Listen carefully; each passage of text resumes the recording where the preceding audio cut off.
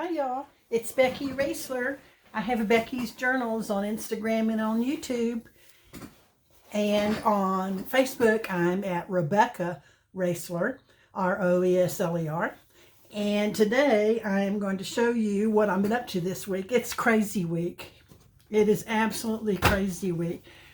Last Sunday, we had somebody run it through my next door neighbor's yard, take out their fence, their chain link fence all across the front of their house, hit the telephone pole in front of my house, take it out, and then run through my front yard and trash out, ruin, take out all these giant shrubs and things I have all across the front of my yard and dig up big ruts. Anyway, it's been a mess, and trying to figure with insurance companies and figure out how to coordinate all that. Plus they had to have the electricity off for a long time and replace that telephone pole. And then we were having, at the same time, we're having major appliances around the house, one after another, decide to die all at the same time. So it has been a real challenging week. We're still trying to get estimates. We're having a hard time finding anybody who will come out and give us estimates for these repair jobs. We bought our first appliances sight unseen online and are having them delivered, but we're living without major appliances because they're not working, and we have to wait for delivery. Anyway, plus on Monday we've got income tax due here in the United States, and guess what? We haven't started working on that yet. And so today is Friday. All of this has to be taken care of, and so I haven't got a video up for you yet, but I want to show you what I'm trying to do in the midst of all this. Here is that stack of journal covers that I made. These are all those Reader's Digest journals that I'm making. This is just part of them that I haven't put together yet. And when I looked through them, I realized that I did not have paper that matched. A lot of these covers have orange in them, and orange is not my favorite color. And gold and yellow is a common theme running through a lot of these. You know, gold in this one. And so I have decided I needed to make some dyed paper, but I've got my mad scientist hat back on today. I have, and I'm doing a pre-treatment experiment. Every time I get a few minutes, I've been running in here and pre-treating paper to try to get some dyed paper in these colors. And what I'm using is this, I bought a long time ago. I bought a whole big ream of yellow copy paper. It's lightweight yellow copy paper, and I hate it. I do not like it. I don't care for these warm colors. And so what I want to do is figure out a way, rather than tea dyeing or coffee dyeing. Of course, I could tea dye this and it would turn out kind of gold looking, and I may end up doing some tea dyed paper. But I don't like the smell of coffee. I know that's strange. I don't drink coffee anymore, and I didn't want the pages smelling like coffee when I'm working on them. So I may do some tea dye, because I do drink lots of iced tea around here in my part of the world. But I'm not a fan of brown either. So, those fall colors just don't do that much for me. But I need some pages to go in these book covers. I'm going to make some, a bunch of blank journals that I will have available if anybody wants one. It'd be great for somebody starting out. But anyway, By the way, if you saw one of those covers that you just couldn't live without, you can't have that one because that's one I'm keeping. But if you see one of these covers with blue or orange or brown on it that you want, I'm selling them for $19 a piece plus shipping, and they're all ready to go. They've even got the holes in the back, the grommets in the back, to run your ribbon through to tie it in the front. They're completely ready to go, reinforced, ready to go. Anyway, so if you want one, I've got some extras, and they're $19 a piece plus shipping here in the U.S. Shipping outside the U.S. is insane. It costs you a lot more than $19 to ship that little thing outside the U.S. But I will do it if you want to pay for it. But so I'm trying to get some paper ready. And what I'm going to do with this, I'm using watercolor crayons. These are Neocolor 2 water-soluble crayons. Carandache, I think is how you pronounce that. Carandache. C-A-R-A-N-D'-A-C-H-E,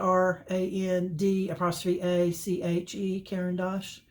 Neocolor 2 water-soluble crayons. And what I'm doing is I'm just taking a piece of paper and running the side all over the with the watercolor crayon. And of course you could use any kind of water-soluble crayon, but anyway, I'm just running the side to cover the whole thing, and then on some of them I'm making swirly marks and other marks with a contrasting color or a little bit dark color. Some of them I have just, and I'm doing it a little bit different on the front as in the back. Some of them I just left them with one color rubbed across of it, and some of them I did two, and so that's just one color, and it's just scribbled all over there to color up. And then I did a little bit neater job on that one. But here is one color, and then I came across with some scribbly marks, solid on the back of that one. Now, if you've ever looked at a color wheel, and I meant to get mine out to show you. Let's see if I can reach mine. Oh, yep, I can. I can knock everything else down while I'm at it. All right. Here's a color wheel. Now, see how the red, orange, and red over on this side, they're adjacent to each other? So from here down to here, this is the color spectrum that I'm using. And this will include brown, because brown is actually a really dark orange is what brown is. So I'm using everything from red to yellow, but the paper itself is what is the yellow. So I'm not adding any yellow crayon onto this, but I'm sticking with this because any of these colors mixed together are going to swirl and blend, and it'll look nice. If I mixed, say, green with this, it would come out a really ugly shade of gray, a really ugly, muddy gray, and would be splotched in on there, and that's not the look I'm going for. So if you ever want to make a muddy gray, brownish gray, muddy gray, just put colors that are opposite each other on the color wheel together, and then you've got it. And so if you put green and red orange together, you would come up with a really browny, muddy, ugly looking orangey gray. And sometimes you need that. But anyway, that's how I'm choosing what colors to work with. And if I was going to make just blues and blue greens, I would say I would have a little blue violet, blue, and blue green. So right here would be the color spectrum, or even over here to yellow green. But anyway, I'm keeping it this way. So the pages will turn out nice. So I'm keeping all my colors. I'm not splashing any opposite colors into this. But I wanted to show you these papers as I'm pre-treating them, because I've not seen anybody else online do this. And I did it before with blues and purples, and I really liked the way it turned out. So I'm trying it here with the golds and oranges and browns for this, because I think I could use a lot of these colors in the in this batch of, there's 4 or 5 of them that have a lot of orange and browns in them. Okay, so once I have finished, see, I did the back a little bit different than the front, because when it's in a book, you know, you turn the page and don't want the same thing. So some of them are more elaborate. There's a 2-colored one. Here's one with lots of red. Some of them I used my crayon and I just went in kind of lines like that all the way across. And some of them, the earlier ones I showed you, I just scribbled across. And every way you do it. Now, sometimes you'll see these marks, these dark marks sticking up. And that is from the tables that I'm working on. Underneath this drop paper, there is an old table that I've been working on for many, I'm talking, 40 years. And it has paint and glue stuck to it in different places. So when I rub over the crayon, I'm getting some bumps depending on where my crayon is. Now this one's got 3 colors on it, so we'll see. And I just played around with it, and it's all experiment. You never know. And I'm trying to do about 20 this way, and then the next thing I'm going to do is I'm going to take some more of this yellow paper, which I still have a lot of left, and from my artsy painting days, I have a lot of gouache and watercolor in tubes, and it's really old because I haven't painted in years, and I never did get into watercolor all that much. But some of these are really fine watercolors. But anyway, I have a bunch of these, and the idea is to use what you have instead of just throwing it out or letting it go ruined. And I have a bunch of these watercolors. And yes, I could put some of this watercolor from the tube onto a plate and add water to it and then just paint the pages. But no, I'm not going to do that. I am going to get creative. This is watercolor that I'm just barely squeezing on the tube, and I'm pushing it out just a little bit at a time. And now, I probably, if I was really concerned about preserving these watercolors and making them last, I wouldn't do this. But I have these, and they're just going to dry up and get hard and in the tube eventually. And this is a real good brand, so it is still got a lot of liquid left in it. But for these pages,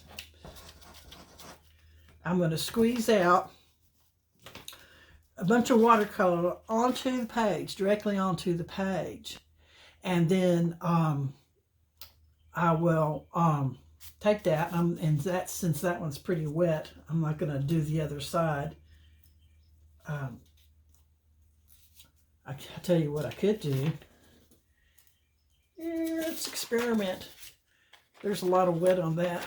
Let's just take that and do that and transfer some of that goopy watercolor onto this page. Voila! I have two now. Hey, let's try it. See how far it goes.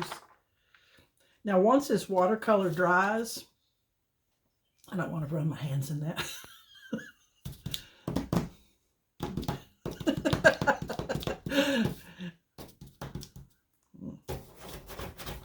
Anyway, once this watercolor dries, it will reactivate. Once you get water to it, it will reactivate. And so what I'm going to do is I'm going to do my two-pan method. I'm going to get my aluminum pans out, and I am going to use just regular water, and I'm going to spray down these both sides of the pre-treated paper. Okay, so once I get to that point, I will turn the camera back on and show you me doing that, and then I will show you the drying process. Okay, I have all my papers done up. I've got an apron on because I am messy, and I am putting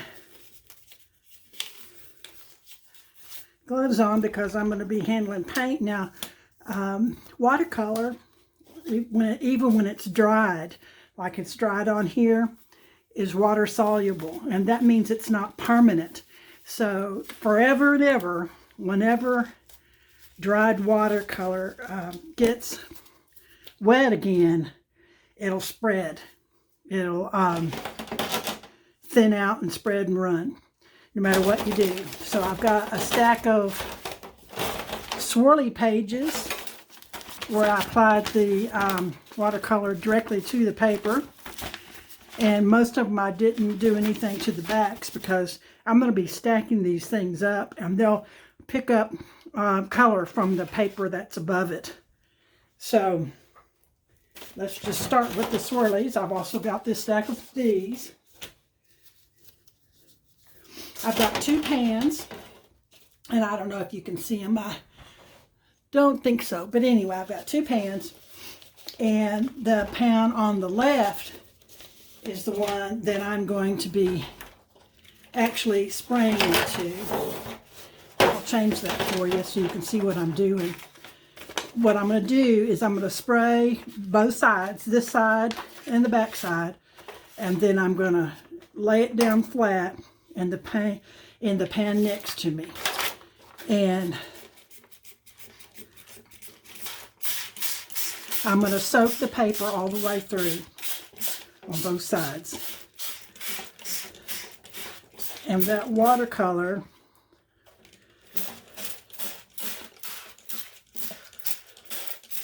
will start running.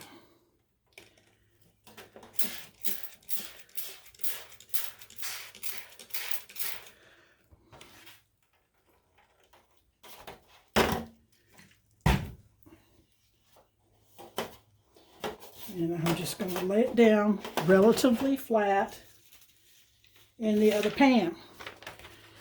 And once I have, oops, I put that on the wrong side up. Once I have finished spraying all these and got them all stacked up on in the other pan, what I will do is I'll drain off any excess liquid in that pan, and then I will let that pan with all the pages stacked up, and I don't worry about it being neat or anything, but I'll leave that pan with all the pages stacked up overnight, to air dry overnight. And then once I've done that, I will start taking probably about 5 or 6 sheets at a time in a stack. And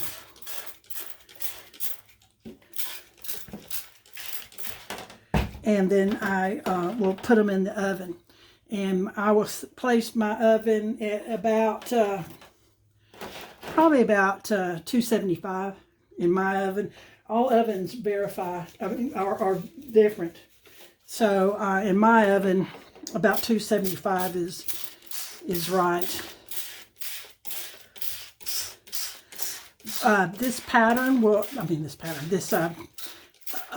watercolor paint will continue to spread and activate while it's in the stack of the papers.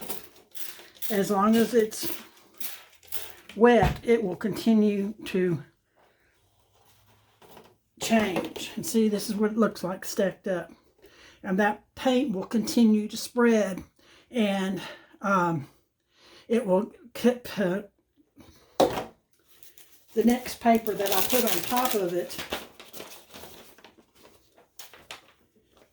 this one, the next paper that I spray and put on top of it will pick up paint from the one underneath it.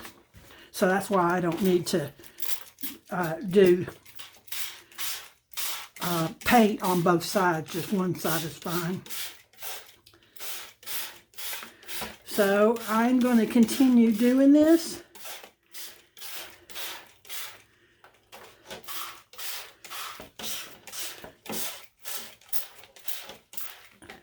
I will come back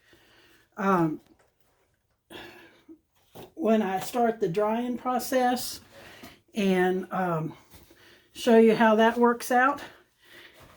See you shortly. Okay, it is the next day, and here is what the pan of paper that I colored yesterday looks like this morning. I've already taken off a clump. I carefully peeled up a clump like that and put it in this pan. Then I stuck it in a 250-degree oven, and I put it in there for 10 minutes, and then it wasn't dry, and I put it back in for 5 minutes and peeled them apart and rearranged them and put them back in for 5 minutes more until they'd been in for like 30 minutes at a time.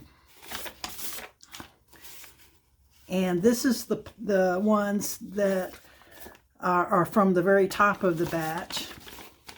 The ones that are on the bottom will have more color movement. Some of these sheets are still slightly damp. They'll air dry on my, this is the top one. Notice it's torn. I always tear the top ones. These are going to look good in a book as book pages.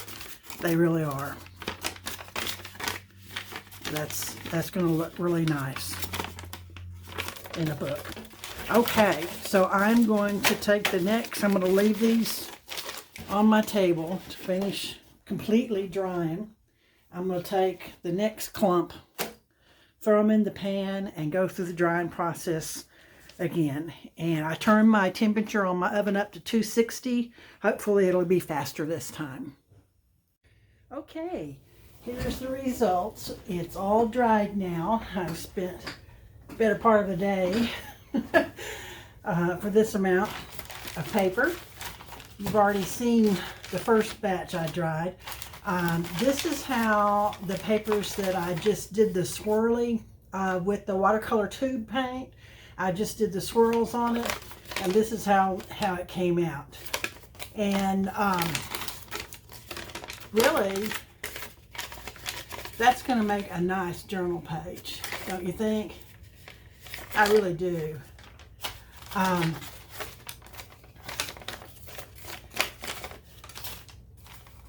What I will do, not real wild about it, but on this one. I think I just don't care for the color combination that I put on there, but it'll look nice as a journal page. What I will do is I will put this stack of puffed up, wrinkled up, crinkly paper under a stack of heavy books for a day or two, and that will flatten it out.